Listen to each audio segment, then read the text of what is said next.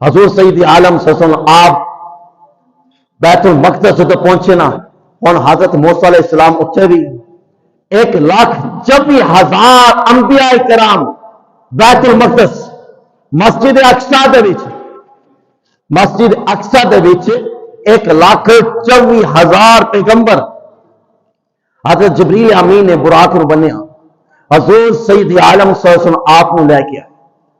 اور ہویا کی ہوں ہر انبیاء کرام دے دل دے اندر خواہش ہے کہ اج جڑا وقت آ گیا نا بڑا خوشی دا ہے، بڑا بامسرت موقع ہے، اج امامت دا حق سانو ملے، اج امامت دا اقتدار سانو ملے، اج مصلی امامت سانو ملے۔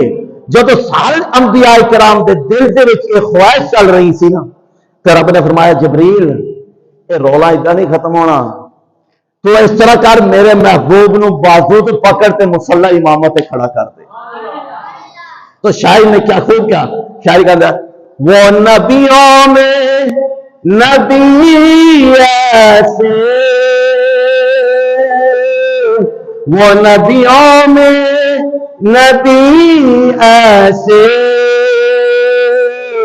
جو امام الانبیاء ٹھہرے، وہ نبیوں میں نبی ایسے جو امام الانبیاء ٹھہرے۔ ہر نبی آیا، ہر نبی ایک دوسرے تو اعلیٰ و افضل ہے، پر سارا نبی ایسا نبی ہے اور سارے نبیوں کا امام ٹھہرا دیتا گیا۔ اور جدو نماز تو فارغ ہوئے، ہر نبی نے اپنی اپنی تعریف بیان کی تھی۔